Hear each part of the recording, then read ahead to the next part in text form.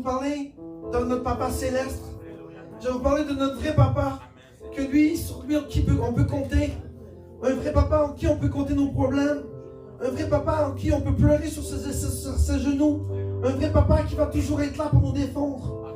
Un vrai Papa qui va être là pour nous consoler. Un vrai Papa qui va être là pour nous soutenir. Un vrai Papa qui va nous montrer le chemin que nous devons suivre. C'est ce Papa-là que nous devons suivre.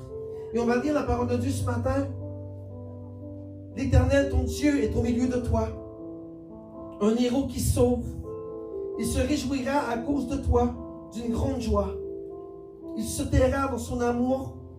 Il se réjouira à ton sujet avec un chant de triomphe. Parole du Seigneur. Amen. On peut changer de slide, Jean-Luc. Ce matin, je ne veux pas être long. Je veux qu'on passe du temps ensemble dans l'église après la célébration. Je vais essayer d'être bref, mais je veux quand même vous passer le message du Seigneur. Vous savez, un papa est important dans la vie d'un enfant. J'ai constaté ça dans ma jeunesse. Et oui, un papa est important. Et un papa doit être présent dans sa famille. Un papa doit être là pour les enfants. Et si vous avez des couples qui sont séparés, j'ai beaucoup de tristesse pour vous. J'ai beaucoup de tristesse parce qu'un papa est primordial dans votre vie. Un papa a besoin d'être dans la vie. Mais il y a des circonstances dans la vie où on ne peut rien faire. Et il y a des circonstances dans la vie où que Dieu prend le contrôle. D'accord? Je ne veux pas dire aux mamans, blâmez-vous, non, blâmez-vous pas. Ce que Dieu a choisi, c'est sa volonté. Alors, on doit vivre avec la volonté de Dieu. D'accord? Et un jour ou l'autre, il y aura des papas qui vont vivre dans votre vie. Dieu n'est pas fermé la porte à personne. Dieu est bon. Et Dieu, s'il veut que tu aies un papa pour tes enfants, il va te donner un papa pour tes enfants. Non, je parle bien aux mamans, bien sûr. Donc, Dieu est bon. Et je veux parler de notre Seigneur ce matin. Le vrai papa. Le vrai Seigneur. Le vrai papa en qui nous pouvons pleurer. Le vrai papa en qui nous pouvons nous appuyer lorsque nous avons des béquilles. Un vrai papa, lorsque nous sommes malades, il est là pour nous consoler. Il est là pour nous flatter, nous caresser. Il est là pour nous embrasser. Il est là pour nous dire, hey mon garçon, pourquoi tu as tant de tristesse en toi? Sois heureux. Nous avons besoin de papa pour mettre la discipline dans la famille. Nous avons besoin de papa pour nous guider. Nous avons besoin de papa pour nous punir. On a vu ce dimanche passé que Dieu nous punit parfois pour nous remettre dans la bonne voie. On a besoin de papa pour nous supporter. On a besoin de surtout, et ça il le fait très bien. Et c'est le plus gros thème de ma journée aujourd'hui, de son amour. Il n'y a pas personne qui peut donner de l'amour autant que ce papa céleste. Ni moi. Maman tantôt disait, on a un bon papa, il aime son église. Oui, je vous aime tous. Mais vous savez quoi? Je ne suis rien à comparer de l'amour de Jésus. Je n'arrive même pas au bout de mon nombre d'orteils. Lorsque vous avez l'amour de Jésus-Christ avec vous, il n'y a aucune montagne, il n'y a aucun obstacle, il n'y a aucun conflit, il n'y a aucune maladie, il n'y a aucune perturbation dans ton esprit. Parce que l'amour vient couvrir toutes ces choses qui t'assaillent dans ta vie. L'amour vient couvrir tout. Et l'amour de Jésus est primordial dans la vie d'un chrétien. Amen. Je vais vous parler de ce papa. Je ne vais pas être long ce matin. Mais il est important, notre papa. Et si on ne l'appelle jamais notre papa, et si on ne prie jamais papa, on pensait que vous priez dans le vide. Non, il est là. Il écoute. Il est dans ton cœur. Comme un papa que tu viens voir lorsque tu as un problème. Qui n'a pas été voir son papa dans sa jeunesse? Qui? Lorsqu'il y avait un problème. Tout le monde en a fait. Et mon papa était là pour me dire, non, c'est pas comme ça, Stéphane. Tu dois faire ça. Là, si tu fais ça, tu vas t'induire dans un ravin. Fais ça, ça, ça, ça. Dans toutes les circonstances, mon père m'a guidé. Dans toutes les circonstances, notre papa nous guide. Que ce soit pour la première voiture, que ce soit pour ta première relation, que ce soit pour, dans n'importe quelle circonstance, le papa est là pour te dire, regarde, c'est comme ça. Amen. Et c'est dommage ce matin, parce que je vais fêter tous les papas, bien sûr, mais je vais fêter mon Dieu en premier. Je dis bonjour à tous les papas, bien sûr, bonjour et bonne fête. Mais je ne vais pas me concentrer sur vous ce matin, je suis désolé. Je vais me concentrer sur le vrai Seigneur. Le vrai père de papa qu'on a besoin tous les jours. Lui, on peut se fier sur lui. Lui, on peut s'appuyer sur lui. Lui, si tu tournes à gauche, il tourne à gauche. Si tu tournes à droite, il tourne à droite. Si tu recules, il recule avec toi. Si tu avances, il avance. Si tu pleures, il pleure. Si tu te combats, il combat avec toi. Il est là, il est avec toi. Et lorsque tu as des moments de difficile, il te regarde. Et là, c'est là le moment important. Que fais-tu? Que fais-tu? Est-ce qu'on se fie à Dieu? Ou Jésus te regarde et dit non, je m'en vais vers le monde? Lorsque tu passes des moments difficiles, des épreuves difficiles, toujours consulte ton papa, le vrai papa. Le vrai papa qui est en haut là. Et là, je vais me dire, ah, mais pasteur, il ne me parle pas. Oui, il parle. Écoute ton cœur. Écoute les gens autour de toi. Dieu parle à travers les gens autour de toi. Mais tu n'écoutes pas. C'est ça le problème de l'homme. On n'écoute pas. Parce qu'on ne se rend pas compte que Dieu agit d'une manière ou de l'autre. Regarde tes visions. Regarde tes rêves. Regarde les gens qui parlent autour de toi. Regarde tes pasteurs. Regarde ton église. Regarde même les gens qui t'entourent. Ils vont te parler. Et tu dois, à ce moment-là, écouter. Parce qu'il y a beaucoup de choses qui se disent spirituellement, n'est-ce pas? Je vous l'ai déjà dit, Dieu, c'est pas un fantôme là qui va apparaître dans ta salle de prière. Non. Dieu n'est pas comme ça. Dieu va parler à travers de Maman Lucie. Dieu va parler à travers d'André. Dieu va parler à travers de Claudine. Dieu va parler à travers n'importe qui va se servir pour sa gloire.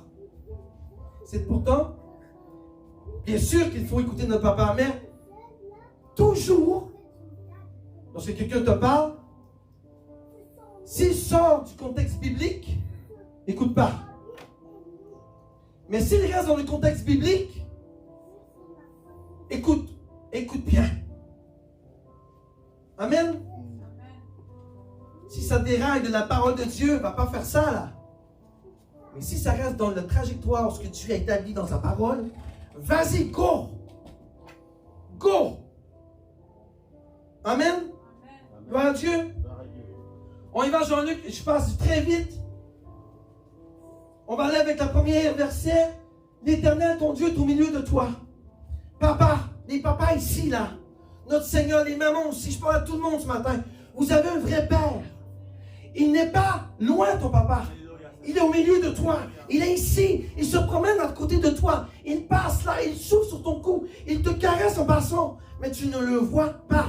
Il est au milieu de toi comme un héros puissant. Il est toujours présent dans ta vie. Tu marches, il marche. Tu pleures, il pleure. Et tu cries, il crie avec toi. Il est au milieu de ta vie. Il est le centre de ta vie.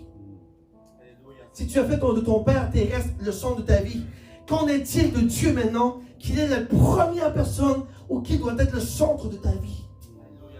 Le Seigneur est au milieu de toi, il vit en toi, il respire en toi, il t'a donné la vie. Si tu respires aujourd'hui, c'est que Dieu te donne la respiration. Gloire à Dieu. Tu marches, il marche. Tu tasses, il tasse. Tu t'en vas au magasin, il va au magasin avec toi. Tu te couches, il couche. Tu manges une soupe, il va manger une soupe. Il est avec toi. Il vit au milieu de toi. Il est constamment avec toi. Et on ne peut pas dire, Seigneur, pourquoi m'as-tu oublié? Et ça, on a parlé dimanche passé. Pourquoi que Dieu s'éloigne des fois? C'est qu'il veut nous remettre dans la bonne direction.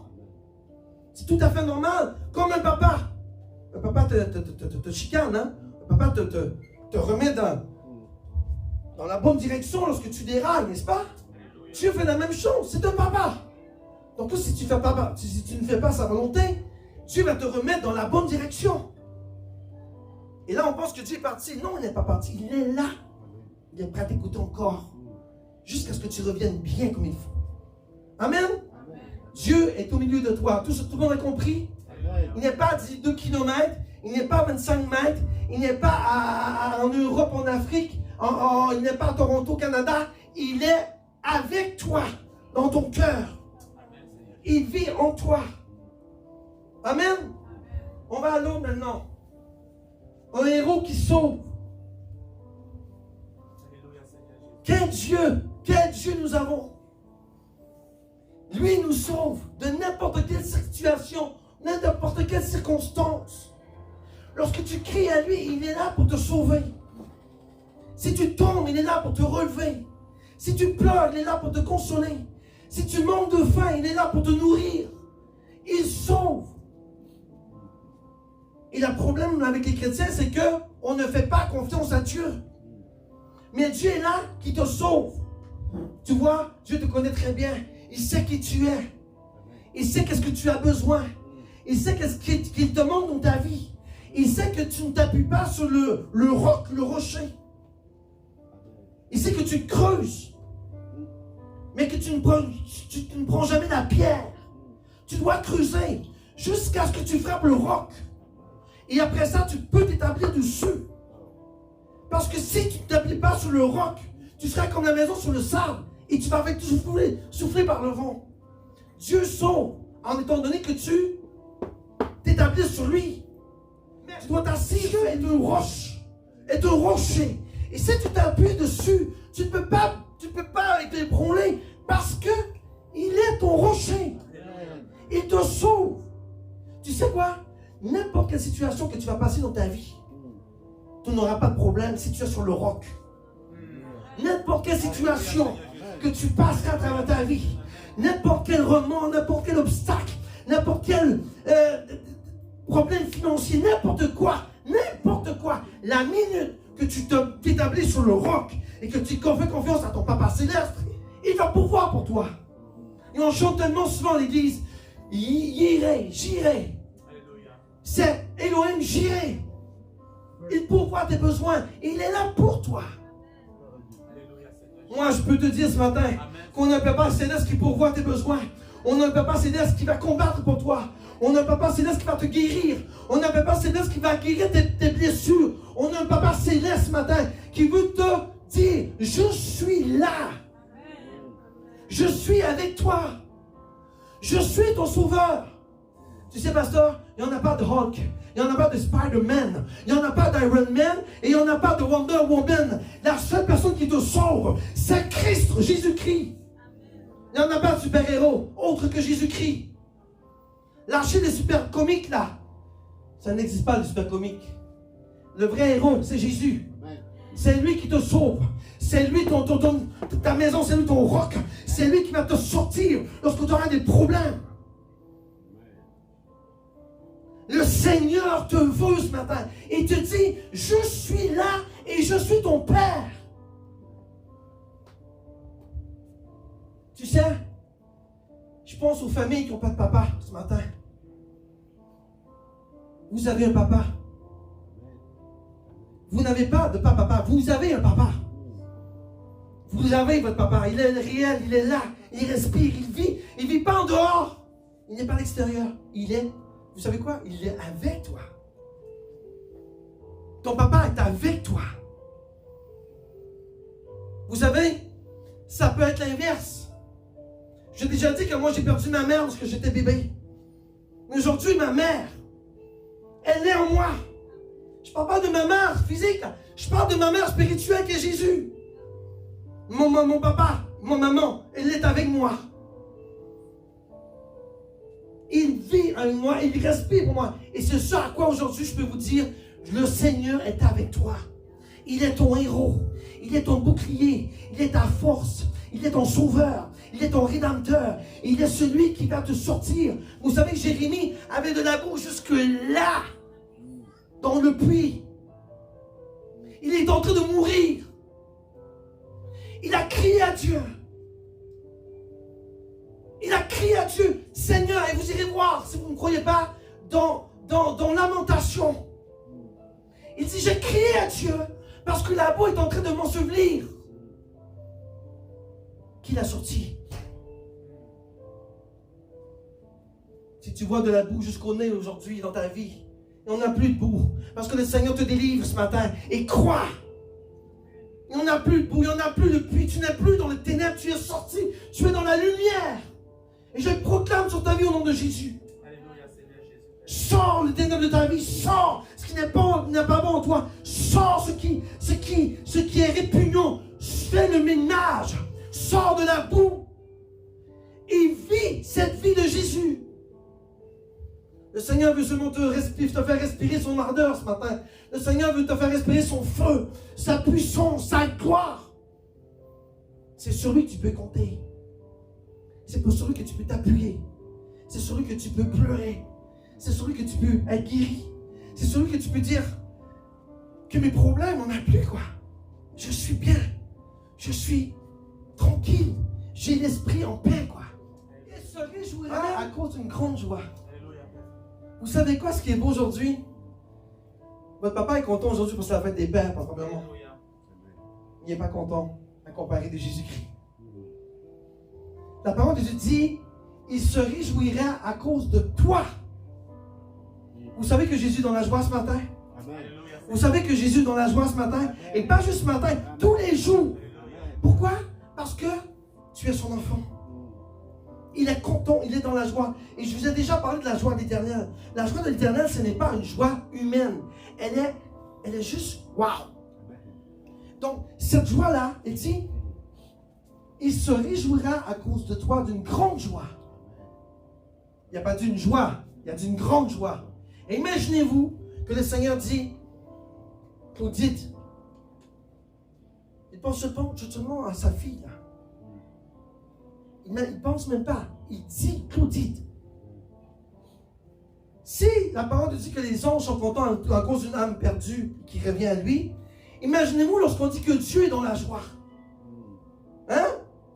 Comment que Dieu peut être content lorsqu'il sait qu'il y a une fille ou un garçon qui peut compter sur lui, un enfant qui est chrétien, qui est connecté avec lui, qui a la soif de lui. Jésus fait seulement être dans la joie.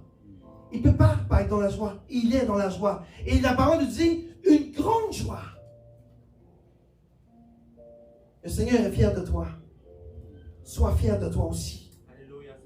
Si Jésus est dans la joie, pourquoi sommes-nous tristes? Nous devons être le reflet de Christ, n'est-ce pas? Donc le reflet de Christ, la parole de Dieu dit, Jésus-Christ est dans la parole de Dieu dit, l'Éternel est dans la joie à cause de moi? Non, à cause de toi. Et si la parole de Dieu te dit que l'Éternel est content et dans la joie et une grande joie à cause de toi, tu dois quoi? Pleurer? Tu dois désespérer? Tu dois capoter? Tu dois dire, oh la vie, non. Tu dois, malgré tout ce qui se passe, être dans la joie.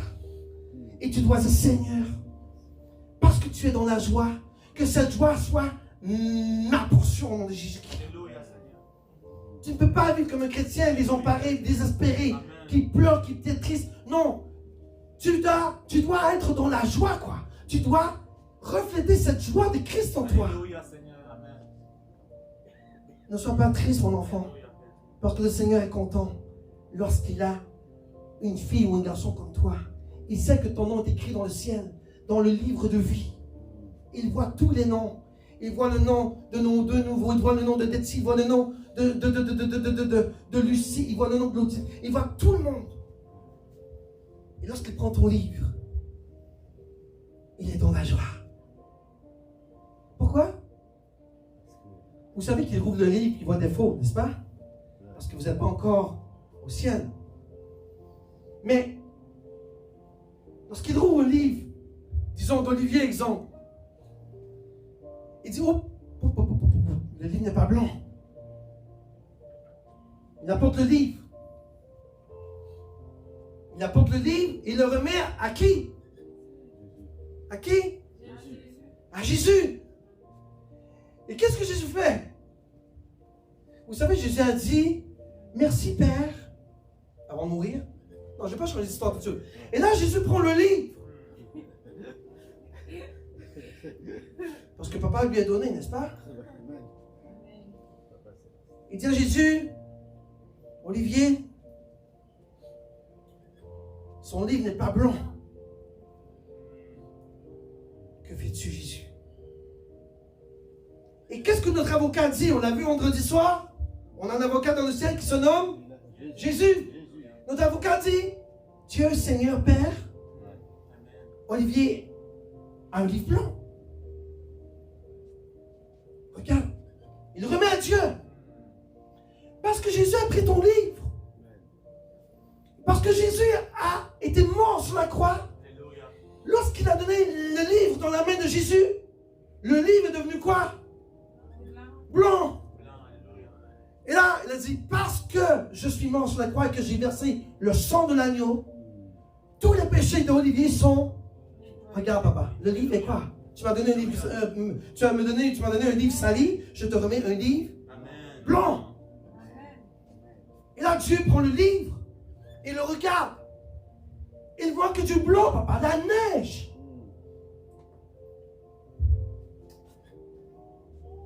Et il y a de la grande joie dans le ciel lorsque Jésus-Christ reprend ton livre de vie.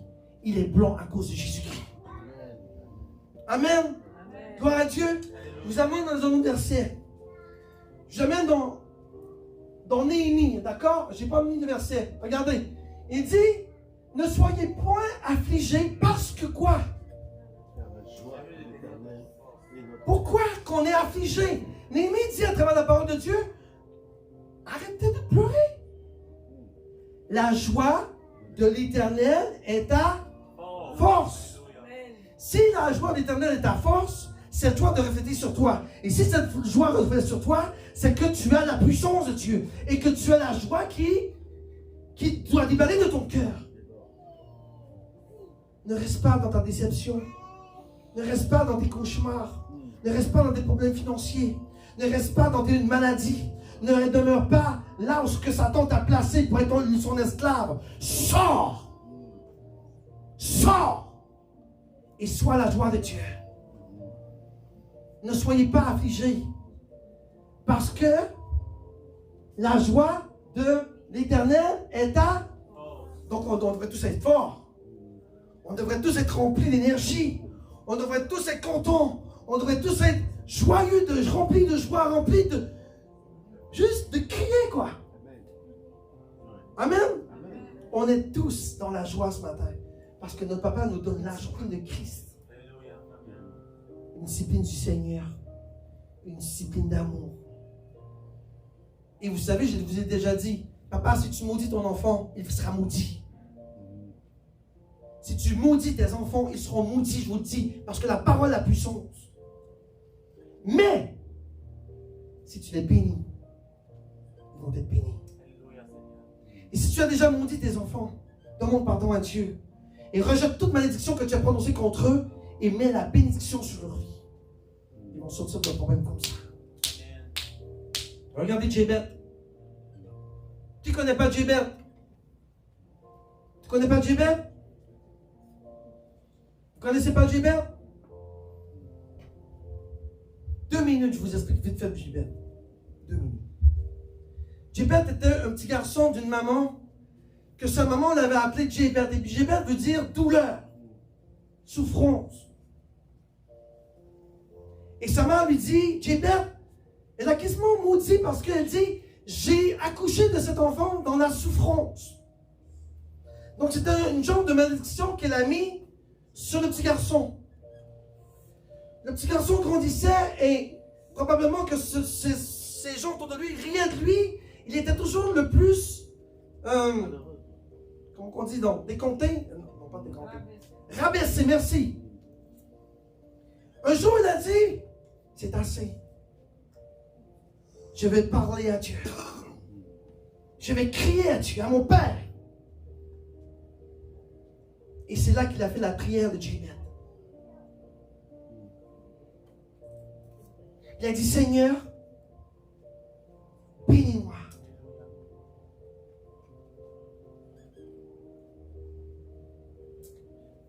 Il a dit, Seigneur, parce que les gens étaient toujours sur lui à l'assaillir.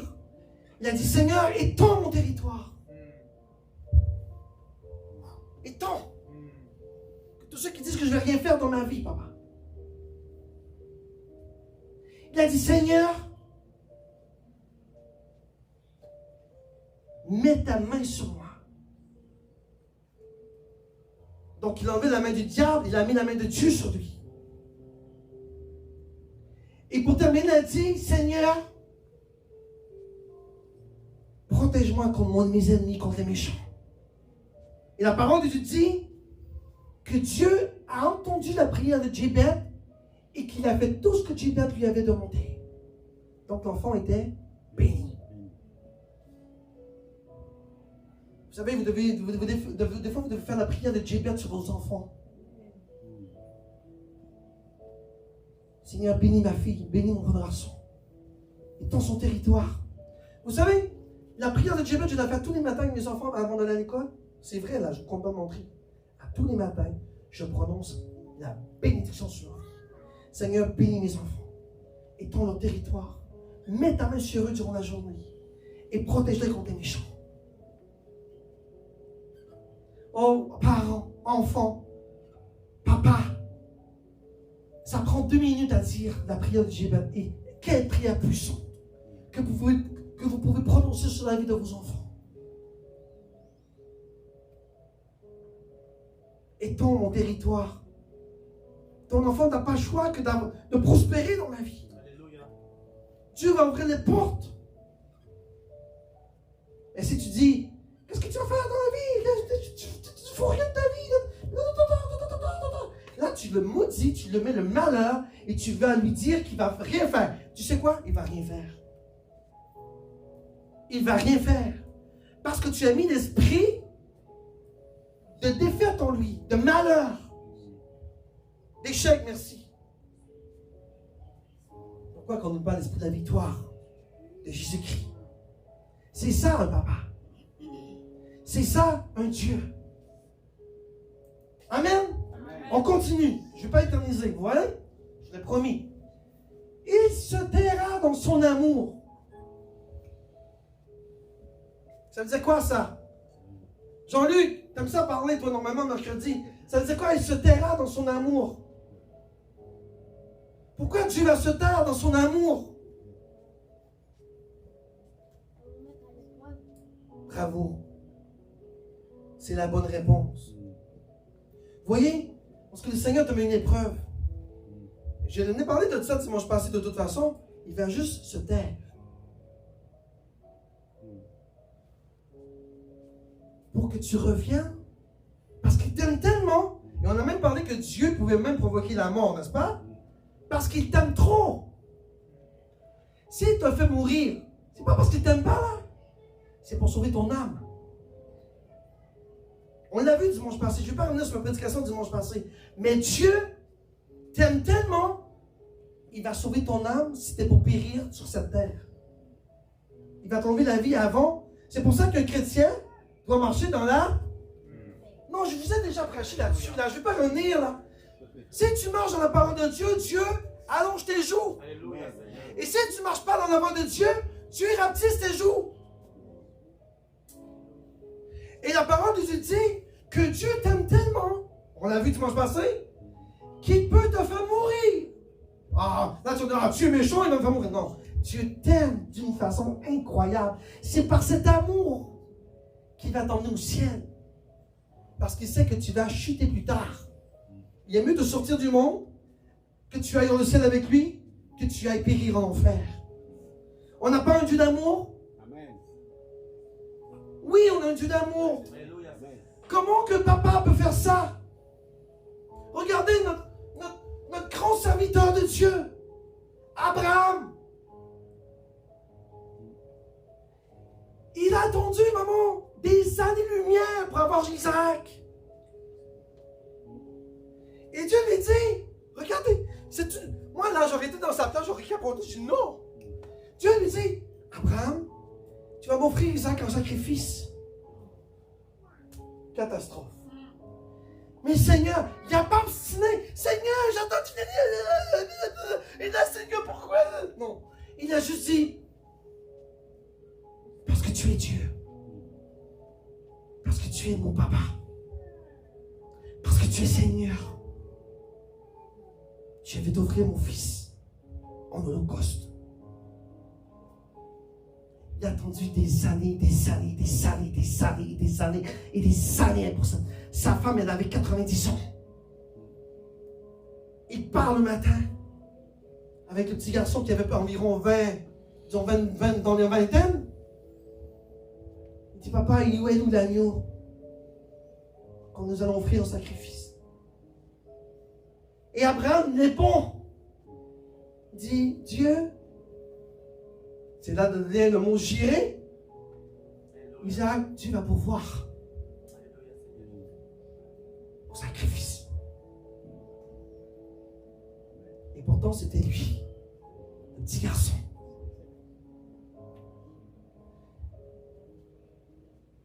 Vous la connaissez tous, cette histoire, n'est-ce pas?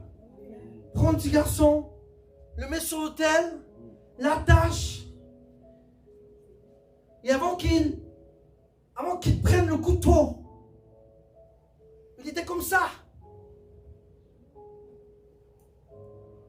Il devait pleurer.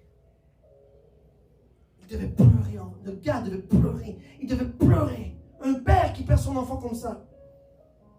Il obéissait à Dieu. C'est la meilleure marque d'obéissance de toute la vie que j'ai vue, ça, moi. Il n'a jamais flanché. Et comme Dieu a dit, oh! Tu as été obéissant. Tu as été obéissant et regarde derrière toi, le sacrifice est là. Quelle obéissance incroyable. On n'a pas un papa qui nous aime? Des fois, Dieu nous met à l'épreuve pour nous secouer. Vous ne pensez pas que cet homme-là a été secoué? Mais il a vu la puissance de Dieu. Il a vu que Dieu pourvoit. Il a vu que Dieu est un Dieu puissant. Il a vu que Dieu n'est pas méchant. Il voulait seulement faire le test de la foi. Amen. Il se taira dans son amour. Et oui, il va se taire dans son amour parce qu'il nous aime. Amen. Regardez le psaume. Regardez. Le psalmiste dit, oh Dieu, ne garde pas le silence. Ne te tais pas, il ne reste pas inactif, oh Dieu. Et lui, là, il demande à Dieu d'agir. Parce que Dieu était tranquille. Voyez, mes enfants, lorsque vous avez des épreuves dans votre vie, Dieu peut se taire. Et Dieu va parler au moment où il devra parler. N'agissons pas par notre propre voix, mais agissons par l'Esprit de Dieu qui nous conduit. Amen. Dans tout ce que nous allons faire dans notre vie. Si Dieu se tait, il y a une raison, papa. Peut-être que tu ne marches pas dans sa voie, comme tu devrais le marcher. Dieu ne parle pas, Dieu ne se tait pas pour rien. Dieu va se taire s'il a besoin de se taire. Amen. On continue. On n'a pas ce que fini. Regardez ici. Il se réjouira à ton sujet avec chant de trompe. Ça veut dire quoi ça? Là, on se transporte. Vous voyez, Dieu est bon. On est en quelle année maintenant? 2022? Jésus arrive bientôt? N'est-ce pas? Jésus arrive-tu bientôt? Oui. Ouais. Moi, je suis sûr que bientôt il est là. Très, très bientôt même. Regardez qu'est-ce qu'il dit. Et là, on se rapporte ici, si vous comprenez bien la parole de Dieu, ce qui s'en vient là. Il se réjouira. C'est pas au futur, n'est-ce pas? À ton sujet. Ça veut dire toi. Avec un chant de triomphe. Jésus arrive bientôt. Lorsque tu seras enlevé vers le ciel, c'est que tu auras gagné la victoire. N'est-ce pas? Et c'est là que la parole de Dieu dit que Dieu va se réjouir avec un chant de triomphe. Parce que tous ceux qui seront en Christ, qui auront donné leur vie à Jésus, qui l'auront servi avec amour, avec obéissance, avec persévérance. Vous savez, les anges vont être contents, mais il n'y aura pas plus content que Dieu. Non, il n'y aura pas plus content que Dieu. Même lorsque tu seras à la porte, même si tu t'en vas dans le trône, peu importe ce que Dieu t'enverra dans son royaume, il y aura de la joie dans le ciel. Et pas la joie des anges, la joie de Dieu. Est-ce que tu es prêt à prendre cette victoire aujourd'hui? Est-ce que tu es prêt ce matin à dire, Seigneur, lorsque tu reviendras bientôt, je veux partir avec toi? Est-ce que tu es prêt ce matin à dire, Seigneur, je veux que tu cries, regardez si c'est fort, il se réjouira à ton sujet. Il va dire, mais regardez la bonne nouvelle, Pasteur Déborah dans mon royaume, Pasteur Olivier, André, Clotilde, et vous tous. Il va se réjouir à ton sujet. Voyez comment vous êtes important pour lui. Vous voyez comment il est un vrai papa. Il va se réjouir avec un chant de triomphe. Ça, c'est un mot puissant. Là. C'est quoi un chant de triomphe? Est-ce que vous avez déjà été à la guerre? Non. Moi, oui. Lorsque... Oh, genre, va fermer ça. Lorsque tu gagnes sur l'ennemi, il y a de la joie. Parce que lorsque tu as la guerre, c'est deux. C'est toi ou c'est lui. Tu meurs ou tu vis. Les pauvres gars en Ukraine, là, moi je sais ce qu'ils vivent, des gars dans les tranchées qui attendent, qui voient les Russes arriver sur eux. Je les vois, je les sens, je vois dans mon esprit leur souffrance. Parce que t'as pas de choix là. C'est tu vis ou tu meurs. Et lorsque tu bats l'ennemi, tu n'as pas le choix de crier victoire. Tu n'as pas le choix d'être content. Ton cœur est trop content parce que tu vis. N'est-ce pas? Ça sera la même chose dans le ciel. Tu auras battu le péché. Tu auras vaincu la mort. Tu auras vaincu toute cette terre qui essayait de t'emmener avec Satan, le diable et ses démons. Tu as traversé ces obstacles. Tu as toujours été solide. Tu as toujours marché en Jésus. Et là, boum, Jésus arrive.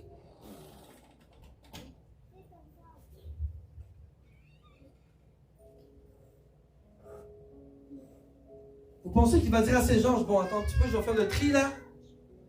Bon, vous pensez que Jésus va faire ça là? Attends, je vais faire le tri. Non. Oui. Pas sûr. Ouais, le dernier dimanche passé, elle a fait ça. Elle ne s'est pas repensée encore. Vous pensez que Jésus va perdre du temps comme ça? Je vous ai déjà dit, n'est-ce pas? Tous ceux qui ont donné leur vie en Christ, j'espère que ça va rentrer dans votre oreille là. Tous ceux qui ont donné la vie à Christ, sincèrement bien sûr, pas de je fais ça puis je m'en vais dans le monde là. Sincère, je parle d'une vie à Dieu sincère. Vous êtes vous. Mais attention! Très important. J'ai déjà expliqué ça. On dirait que je me répète, hein, pasteur? Mais je veux tellement que vous compreniez. Oui, vous allez faire vous. Mais tu vas où dans le ciel? Le ciel, là, c'est pas tout le monde dans le même endroit, là. Attention. S'il y a des niveaux en enfer, il y a des niveaux dans le ciel. Plus que tu vas pécher, plus que tu vas aller souffrir. C'est comme ça qu'est l'enfer. Le ciel est la même chose. Lorsque tu vas entrer dans le ciel, la parole de Dieu dit, tu seras jugé selon tes œuvres. Donc la parole de Dieu te dit, si le Dieu met le feu sur toi et que tu brûles comme la paille, c'est que tu n'iras pas loin dans le royaume des cieux.